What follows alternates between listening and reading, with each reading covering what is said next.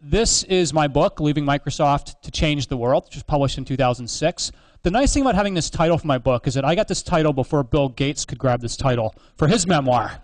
And it's not often that you're out in front of Bill, but I hope to one day license my intellectual property to him.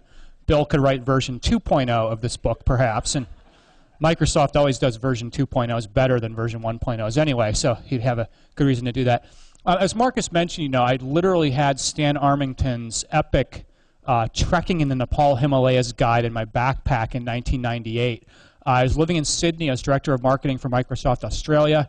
I saw a slideshow that one of the trekking companies was doing, and I saw these mountains and said, I have got to get out to do the Annapurna. How many of you have trekked in the Himalayas? A decent number of you, I'm guessing. Yeah, probably about a third of you. So you've all seen these conditions, right? The mountains create a lot of beautiful vistas. They also create a lot of hardships when you can't trade with your neighbors, when you live at too high of an altitude to grow crops, when there's no roads. Life is tough. It's scenic, but boy, life is tough there. In 1998, when I made my first trip to Nepal, I was very fortunate. I met a headmaster, Pasupati Niyapani. He invited me to come see his local school in the village of Bahundanda. If anybody's trekked from Bessie Sahar up to Pisang and Manang, you've gone through this village. And I was amazed and pretty shocked that kids could be asked to learn in these conditions. I mean, thank God the teacher was thin, because there was barely enough room in the front of the classroom for him to stand. And I was really saddened by this, right? It's simultaneously kind of hopeful. 500 kids are showing up to school, while also being somewhat pathetic that they're being asked to learn in these conditions. The headmaster then said, come see the school's library. And I got excited. How many of you were library nerds as kids? Come on, you're here on a Sunday afternoon. You gotta admit it. Self-selected. Well, I'm proud to say I was a library nerd as a kid. So I naturally thought the library would look like this. A room full of books and kids with smiles on their faces. I know it's going to be shocking to you to think that there's Americans traipsing around the world making stupid assumptions. Americans never do that, do we? Well, in this case, I did. The library was a library in name only, a place where theoretically a library could exist, an empty space, a vacuum that could be filled, but unfortunately they didn't have any books. And I said to the headmaster, why is this? You have 500 kids showing up. You don't have any books. And he said, in Nepal, we are too poor to afford education. But until we have education, we will always be poor. And that statement struck me so profoundly. Too poor to afford it, but until we have it, we'll always be poor. Because every one of us has a parent or a grandparent or a great-grandparent who could have said that same thing. Every one of us has ancestors who grew up in a place where that was once the case. And then we finally universalized education as economies got richer. They universalized education. That wasn't happening, unfortunately, and it's not happening in so many parts of the world today. Well, the headmaster, thankfully, like me, was an action-oriented optimist. He asked for the order. He gave me a homework assignment. He said, perhaps, sir, you'll someday come back with books. And I got excited. I had made some money at a young age, not a huge amount, but I had made some money, and I thought this is a great way to help the village of Bahundanda, to take my own love of books and give that same gift to kids. Well, I had this vision on day 9 of my trek. And I may have had this vision in the middle of the night because I was drinking the local Rockshi at 15,000 feet altitude. But you have to take your visions where you can get them. And my vision was very simple. It was of one of my heroes, Andrew Carnegie. Carnegie, while being known as a greedy capitalist robber baron, also redeemed himself late in life by setting up a network of over 3,000 libraries across the U.S. and across England and Scotland. Carnegie libraries everywhere. The idea was simple in Australia. The idea was simple, that you would give people the ability to have that hand up, not a hand out, that comes with education. Now, being a marketing guy, I wanted to do Carnegie one better. And so my goal was basically to be Carnegie with a yak. I've always wanted to think big about charity and philanthropy. And so my goal was to basically say, porters or donkeys, not enough. We have to have so many books for these kids that we will need to literally have a full frontal yak attack that will have, just masses of yaks. And I live in California near Silicon Valley where there's always these startups. Hewlett-Packard started up in a garage. Google started in a dorm room. Facebook started in a dorm room at Harvard. This is kind of our garage moment of actually delivering books in 1999 to these rural villages. My 73-year-old father, who was failing at retirement, was volunteered for the project by my mother, whom he was driving crazy. And my dad said, I want to go to Nepal with you, and we'll go back and we'll collect books. And so a year later and 3,000 books later, we went to this village. And we wanted to get the kids, the kids were all gathered, and we thought that we'd get the kids to all queue up. And each kid would grab like 5 books or 10 books, and they would, very calmly walk them into the library. And as you can see, we really failed at that whole idea of the queue. These kids had never seen brightly colored children's books before, so it was like a mosh pit. Kids were stage diving it was like literacy palooza. I mean, these kids, you don't have Lollapalooza here, do you? Never mind. Look it up on Wikipedia. So this, for me, was a game-changing moment to realize that something so small, a book drive, 3,000 books, could mean this much to a village. I had a teacher who held my hand, and he said, "You have given us so much, and we have so little to give you in return." And I didn't know how to explain to him that what they'd given me was something that was absolutely priceless. And so on this day in 1999, I had been promoted to be Microsoft's Director of Business Development for the Greater China region. But on this day in 1999, I wrote a really short memo for myself and for the world to kind of capture how I was feeling about my future. And I walked away from whatever I had, the expat package and the car and driver and the subsidized apartment and all that stuff, to devote myself to this whole idea of starting a charity from scratch that would hopefully reach thousands and then tens of thousands and hundreds of thousands and then millions and millions and millions of kids. People always ask me, what was that like? You're 35 years old, you walk away. And it was pretty strange because, when you go to a dinner party, what's the first thing people ask you? What do you do? Yeah, it's a kind of a status thing. And I was going from saying I'm blah, blah, blah at Microsoft and people want to exchange business cards with you to saying I deliver books on the back of yaks in rural Himalayan villages. And at that point, you're pretty much left standing alone at the shrimp dip. You're not really competing with anybody because people think you're kind of crazy. And so the question was that people would ask me is why? Why devote the most productive years, possibly the most lucrative years of your life? Why do this? And devote yourself to education in the developing world. For me, it was both a heart issue and a head issue. The heart issue is simple. I got lucky. I won the lottery of life. My dad grew up in poverty, only one of 7 kids to go to university. The only reason he went to uni was because he got a scholarship. And that propelled our family to the middle class. And as a middle class family, we had good public schools. We had a school library. We had a public library. I had a great land-grant university, a public university to go to. And so, like many of you in this room, without education, you're not you. Without education, I'm not me. But I got it not because I was smart. I got it because I was lucky. So that was for me one reason. And how can you deny kids that same opportunity if you have the chance to give it to them? But as a person who studied economics, I also looked at it as a head issue to say, why do you want to do this? Why do you want to focus on education? The main reason is that education is the one issue that affects every other issue. Education is the one issue that has the ripple effect. If you get education right, so many other things follow behind it. And many of us in this room are great examples of that. You can look, for example, at how much education a child is likely to receive. That's on the y-axis. And GDP per capita. And you can see the lucky countries. You can see Australia and New Zealand and South Korea and the United States and Italy and Japan and Finland and the UK. That highest dot up there, besides the UK, is Australia. The lucky country. You've got education. You've got an economy. Down here, you've got, for lack of a better term, some of the basket case places of the world. You've got Zambia. You've got Bangladesh. You've got Senegal. You've got Ethiopia, Tanzania, Niger, Afghanistan. What this chart tells me is very simple. Down here, it's what that headmaster said. We're too poor to afford it, but until we have it, we're always going to be poor. So our goal at Room to Read is fairly audacious. It's to pick some countries and try to help move them up in one generation or 2 generations through the power of education. It's a long-term bet, but we think this is the only way to guarantee that societies have a chance to work themselves out of poverty. Education also affects family health. It affects how women are treated. It affects maternal death during childbirth. It affects infant death during childbirth. Healthier women are more likely to have healthier families. Healthier women are more likely to vaccinate their children. So with education, you get a health effect. You also get a reduction of conflict. A study out of New York University showed that for every year of formal schooling a boy in the developing world has, the chances of him wanting to engage in armed conflict or terrorism decreases by 20%. So with education, you get a lot of other benefits. You get a longer, you get a healthier, and you get a happier life. The most educated societies also have the longest lifespans. You can look at Haiti, lowest literacy rate in the Western Hemisphere. Zambia. How many of you, like me, are 38 years or older?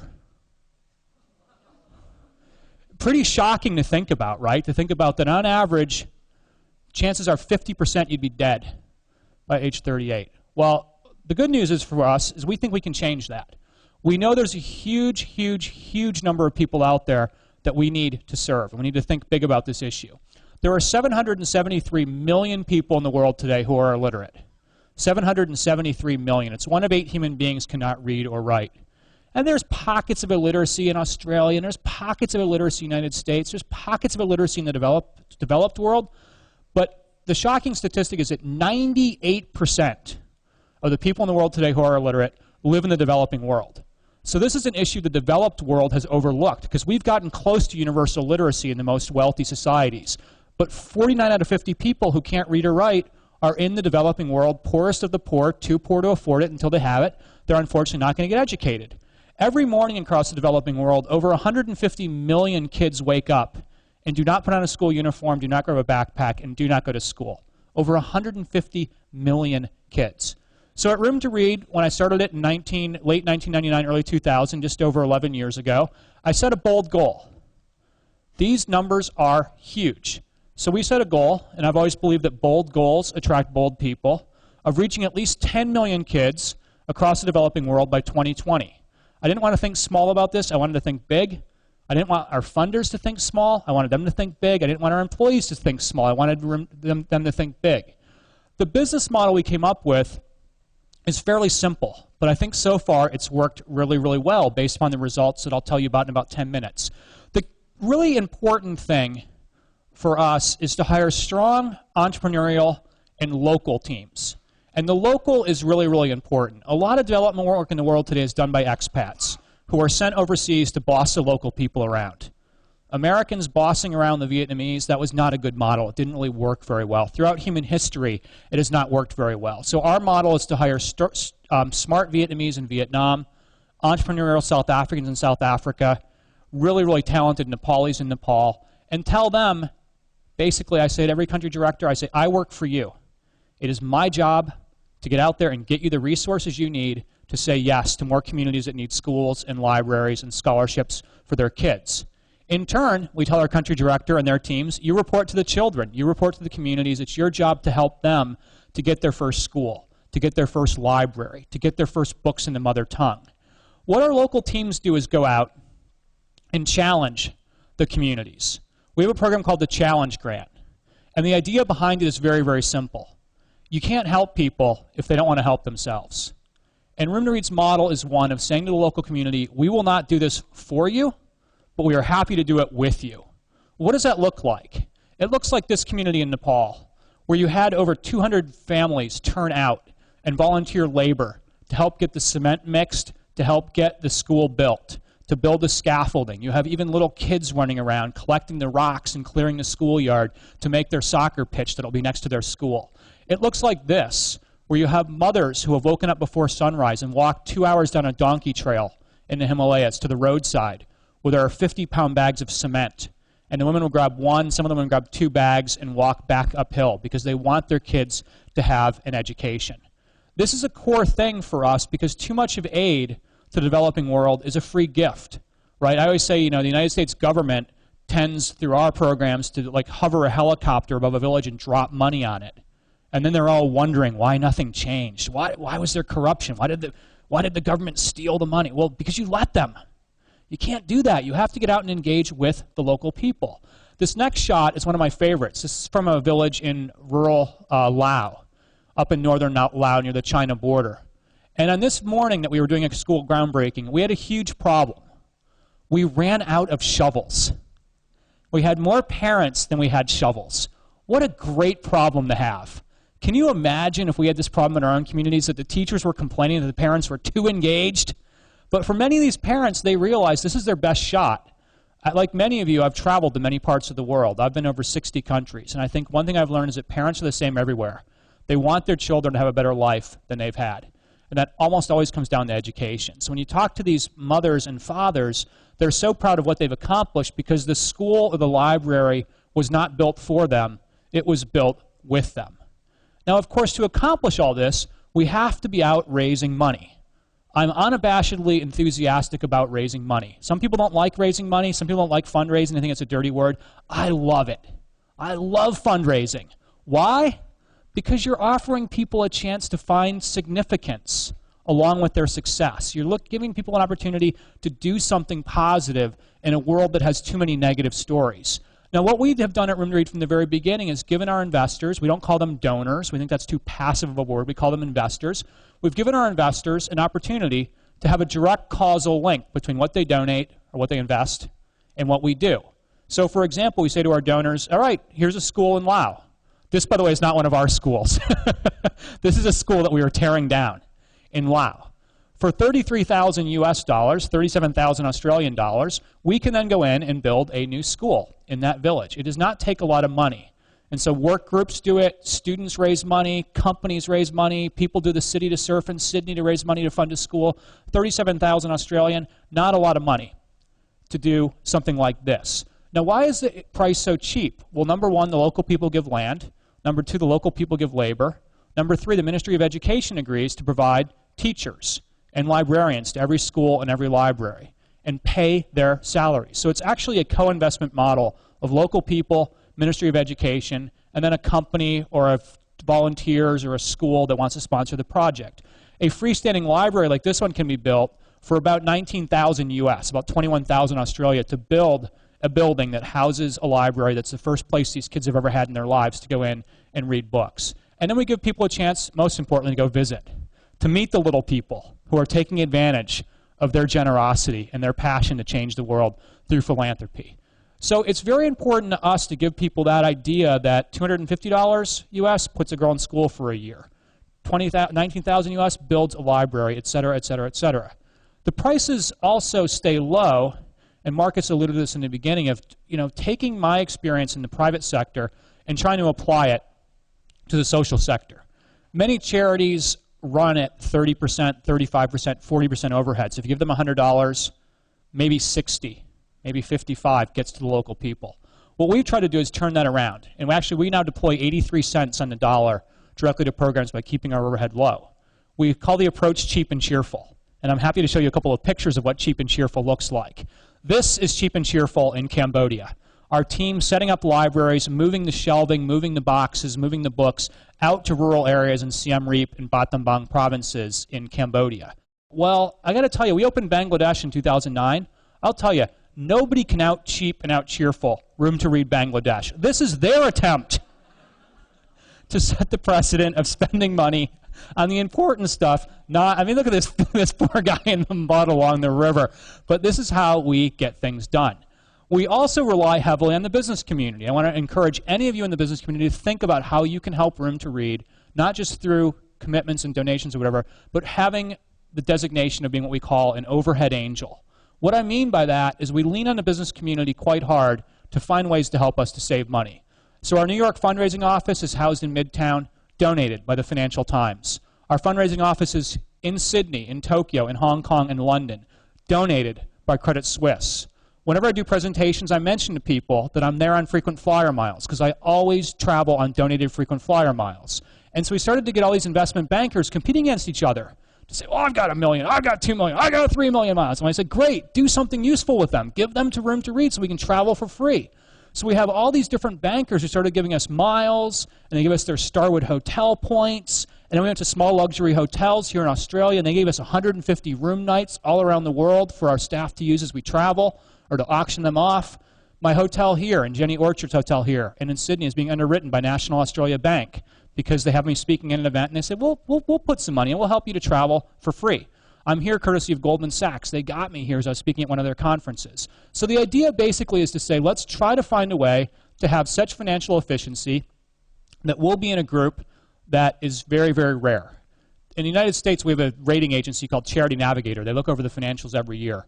And only 6% of charities based in America, 6%, have ever been given 4 consecutive years of 4-star ratings, the highest rating. I'm proud to say we are one of those groups, one of the lucky 6% as a result of that low overhead model. Now, another way that we've made the money go further is by relying heavily on volunteers. Can our Melbourne chapter leaders raise their hand? They're all in the back, okay. The Melbourne chapter is one of 52 chapters around the world where we've asked people to get involved in Room to Read as volunteers. Carry our business card, but don't be on the payroll. Keep your day job, but add Room to Read to your portfolio. And so all around the world now, we have 7,000 people who volunteer for Room to Read, who carry a business card, and their job is to get us PR, get us known in their community, and raise money. So from Atlanta to Amsterdam, from Calgary to Dubai, from Boston to Austin, from Hong Kong to Sydney to Melbourne to Canberra to Perth to Brisbane, we have these fundraising chapters that basically get people together and convene gatherings like this one. So much of what we do is volunteer-driven. I tell everybody, look, no pressure. You don't have to ask your friends for money. You need to get them in a room, and then I'll ask them for money. And this model has worked really, really well. Collectively, these volunteers have raised over $26 million US in the last 5 years.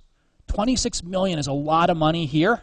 It's a heck of a lot of money when you translate it into Vietnamese dong or Cambodian reals, Indian rupees, Nepali rupees, whatever it happens to be. So that's really been driving our growth also. The final part of the business model I want to mention is an area where we're very, very proud that Planet Wheeler has supported us. It's very karmic that that book I took into the Nepalese Himalayas turned into Room to Read, and we then basically have converted that into a lot of local language literature. One of the reasons that 98% of the children in the world today who are illiterate are in the developing world is quite simple. They don't have books in their mother tongue. Right? Many of us I grew up loving Dr. Seuss books. Many kids today grow up loving Harry Potter books. Everybody can think of probably their favorite childhood book. The problem we face is that there's a really great market for books in languages like English or German or Spanish or French that are widely spoken. But when you're talking about Nepali or Khmer or Vietnamese or Lao or Setswana or Zulu or Xhosa, there is not a market for books, so the publishers don't publish the books. Well, we looked at that and said, well, that's just crazy. Because if kids, imagine if any of you have kids and the only books they had were from a foreign language, how are they going to learn to read? You have to learn to read in your mother tongue first, then you can learn to read in other languages. So we have a thing at Room to Read, which is GSD, get shit done. Don't sit around whinging about the problem. Go out there and attack the problem with full force. So we went out and we found local authors and local artists who had never before written children's books and said, start now. We'll pay you $300, $400, $500 if you design a book, if you write it, if you illustrate it. What I want to show you right now, and I want you to just close your eyes for a second, and then when you reopen your eyes, pretend you're a kid. You're 6 years old, you're 7 years old, you're living in rural Bangladesh, you're in post-Khmer Rouge Cambodia, you're in Mpumalanga province in South Africa, you're in a Nepalese village high in the mountains, and you've never seen children's books before, ever. And then one day, you hear your parents banging some nails and say, what's going on? Well, we're building you a library. What's a library? Well, you'll know it when you see it. Well, you can come into it. So this picture, I'm going to show you 40 books in about 40 seconds, one per second. Picture being a kid, and you walk into this brightly colored room, and for the first time in your life, this is what you see. The happy ending for us is that Room to Read has become one of the largest publishers of children's literature in all of Asia. We simply do it in the forgotten languages. We've now done 550 original titles like these. We'll have over 1,000 titles within 3 years if we make our fundraising goal. So think about the power of one book to change the way a kid sees the world, and then multiply that by 550 today and by over 1,000 by the end of 2014. The other happy ending for us is just the results we've gotten. Our local teams, combined with the fundraising chapters around the world, combined with corporate support from leading companies, from blue chip companies around the world, have let us hit some interesting milestones. Number one, we have over 10,000 girls now in our scholarship program on long-term scholarships. Every girl guaranteed that her scholarship will renew year after year after year through the end of secondary school as long as she passes to the next grade. We give the girls everything they need, from school supplies to book bags to bicycles to after-school tutoring to paying their school fees to exam fees, most importantly after-school tutoring and mentoring. So do they pass, though? These girls have 5 strikes against them, right? They're born poor, female, in a rural village, in the developing world, to parents who were not educated. 5 strikes against them. So how do they do? Well, we're super excited. In the last 3 years, 98%, 96%, and 98%. Blended average of 97% of girls have passed to the next grade. In Vietnam last year, 61% of the girls who finished our program first in their family to finish secondary school, ended up going on to university, 61%. So it's a huge, huge impact. We're going to increase this program to 13,500 girls this year. 25,000 girls by the end of 2014 will be in this program. Now, we do sponsor long-term scholarships for girls, and I just want to point out that we're not anti-boy. As a former boy myself, I would hate to ever be accused of being anti-boy. We do the scholarships because throughout the developing world, girls are usually left behind. But every school we build is open to both genders. Every library, open to both genders. It's very important that we don't pit boys against girls or men against women. We want to make sure that every single school and library has at least, let's say, 50-50 is the goal. The school construction program has grown incredibly rapidly. I talked to you about the fact that just people put their hands up and say, I will fund a school, or I'll fund half, and I'll get my coworkers to fund half, whatever it might be. The result of this is that Room to Read is now open 1,442 schools around the developing world. One of them was dedicated to my parents. I'm proud to say I dedicated a school to my parents a number of years ago. In the last 2 years, Room to Read has averaged a new school opening every 26 hours. Every 26 hours, a new school opens somewhere in the world under the Room to Read banner. Metronomic regularity, every 26 hours. We've now put over 9 million books in the hands of kids. 2/3 of these are local language mother tongue books through the support of foundations and companies like Planet Wheeler. Over 9 million books. This year we'll hit our 10 million book milestone. And of course, for that many books, we need to have a lot of libraries. And I'm proud to say that what started with one library in Bahundanda, Nepal in 1999 has now grown to a network of over 11,400 libraries around the world. 11,400 places where kids have something that is designed around their lives and their needs. And when you go to these projects, and I hope that one day many of you will be able to go see a Room to Read project, you can just see what it means to the kids and to the family to have this delight of something that didn't exist a month ago or a year ago that they now have on a regular basis. Now, we take at Room to Read a very performance-driven approach. We are very, very bold in our thinking. And I've often said that I think the social sector can look at can they scale as fast as the private sector, right? In the private sector, people know how to grow businesses, right? If Qantas sees demand on the Dubai route and it's sold out, they add a second plane. If Foster's sees a huge demand for beer at a certain time of year, they produce more beer. It's very simple. Businesses scale. We believe the social sector can scale at the same rate. So we looked at the American kings of scaling, Starbucks, and we looked at Starbucks post-initial public offering of the stock. How many outlets did they open? You see here, Starbucks is in yellow. We're in green. Their first 8 years versus our first 8 years. The first couple years, they're kicking our butt. By the third year, we're pulling even. By years 4, 5, 6, 7, and 8, we're actually out-Starbucking Starbucks. If the world needs a good latte, the world damn well needs literacy. We wanted to turn this into a global movement to say that Room to Read can grow every bit as fast as a private sector company can do so we can reach more kids. Today, I'm proud to say that 5 million children have access to Room to Read schools and libraries. It was 500 at that first library. It's now more than 5 million. So the question people always ask me is this: do you miss it? You've done Microsoft for 10 years. You've done Room to Read for 10 years. What do you think about, do you miss it at all? I think, this next slide probably answers that question. This was not taken at the launch of Windows version whatever. This was taken at the opening of a school in Laos. One of the things I love most about what I do is not just meeting the kids and the parents and meeting supporters who are generous all over the world, but also taking our creativity and coming up with great ideas to say, let's go out and create social change, but let's make it fun. I'm proud to say that this year we launched a partnership with the International Cricket Council. And Room to Read is now the official charity of the ICC for the next 4 years. We are doing some incredible things with them. For example, Reliance Life in India has a program that we're working on called Borders for Books. And every time a 6 is hit, throughout the ICC World Cup, every team, every game, Reliance gives 25,000 rupees to Room to Read, about 650 Australian dollars, every single time a boundary is hit, for every single game. We've then gone out and gotten cricket ambassadors. Many of you may know this gentleman, Shane Watson, has signed up to be a Room to Read ambassador. Today's game in India, actually in Bangalore, today's India-England game is actually being dedicated to Room to Read and dedicated to the quest to bring literacy throughout the world. Perfect partnership because this year's World Cup is in Bangladesh, India, and Sri Lanka, 3 host countries.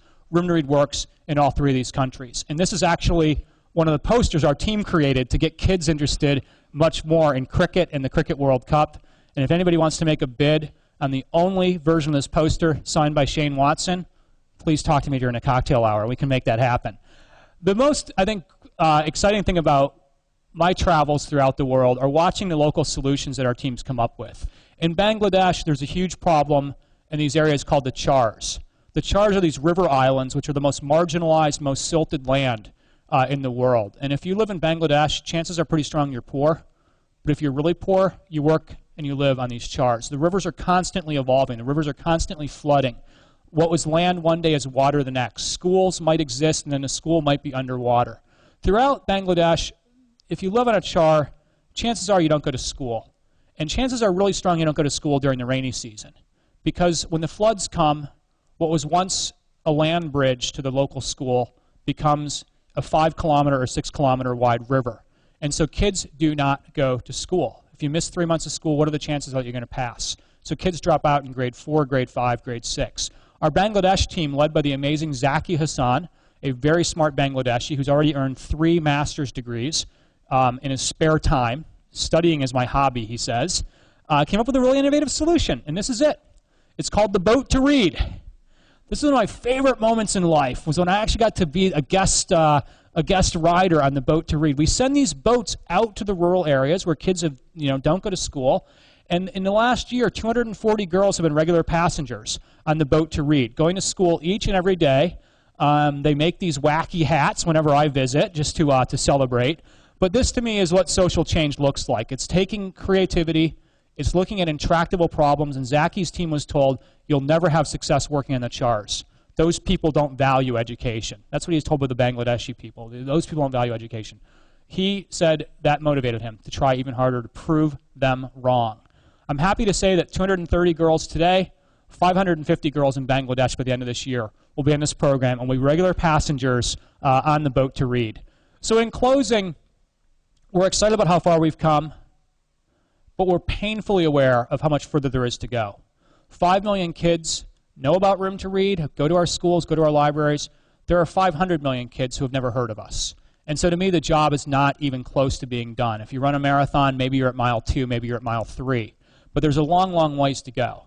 That being said, we are incredibly optimistic. We see places like Sri Lanka. This photo is taken in a school visit I did 1 year after the tsunami.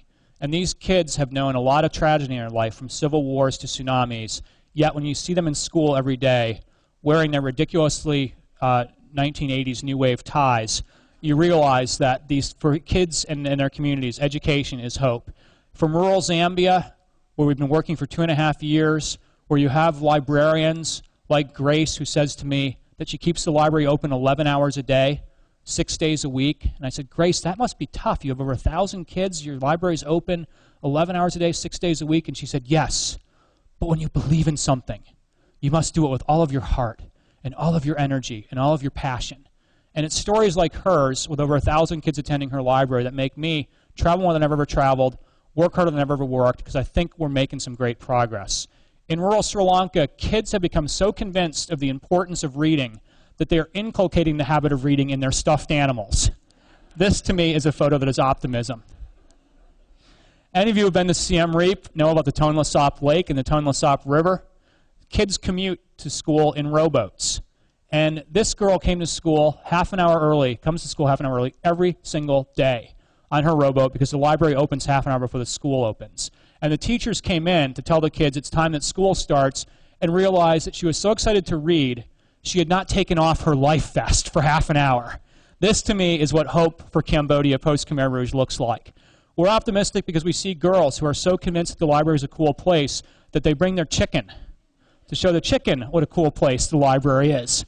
We are optimistic because we believe that every child everywhere in the world deserves to have a ridiculously oversized Room to Read backpack. And we're not going to stop until every kid everywhere in the world goes to school every single day. We are here today at the Wheeler Center, which is attached to this beautiful library. And so I wanted to end with a quote from Jorge Luis Borges, who said, I believe heaven will look something like a library. To me, whether you're religious or not, whether you believe in heaven or not, if you can create heaven on earth for these kids, the world and the future are going to be a lot better. The world economy is going to be a lot better, and we'll all have probably much more interesting lives if the region is stable and prosperous. The world is clearly in need of leadership, And we live in an era today, we see it in Egypt, we've seen it in Tunisia, we see it now in Libya, where people are rising up and demanding better solutions and demanding more accountability from the world. I think we have a great opportunity to continue to grow programs like this so that these kids grow up as a generation that is the first in their family to be literate, the first in their family to have habit of reading, and the first in their family to have gender equality. The final words will not be mine. The final words will be from a 13-year-old boy in Mpumalanga province in South Africa. A library had opened at his school, and our team showed up to basically be part of the opening ceremony. And this boy, you probably can't see it here, but on his little sweater, these words right here say Mr. Poet. He is the poet laureate of his school. The school so believes in the value and the power of words, they've appointed a student who every single ceremony writes a poem to mark the occasion. He told our team he had written a poem called Miss Library. These are his words, not mine. They're very beautiful words. He read this so proudly to our group, standing up straight. His smile faded, and he was a little bit nervous about it, and then he just went with it. This is his poem. Miss Library, you are the quiet lady full of respect and dignity. You attend to people who take the time to seek information. Your shelves are full of books that are filled with knowledge and inspiration. Through you, I share on the ideas of great people like William Shakespeare and Desmond Tutu. The dinosaurs became extinct before our time, but you kept record, and you make them come alive. Anytime I visit you seeking knowledge, I depart more powerful. Knowledge, after all, is power. When I seek a good story, you leave me inspired. Oh, Miss Library, you are one of a kind. You are the mother of all nations. You feed the nations with knowledge and with wisdom. Feed us. With that, I will leave you with one closing thought. Thank you very, very much.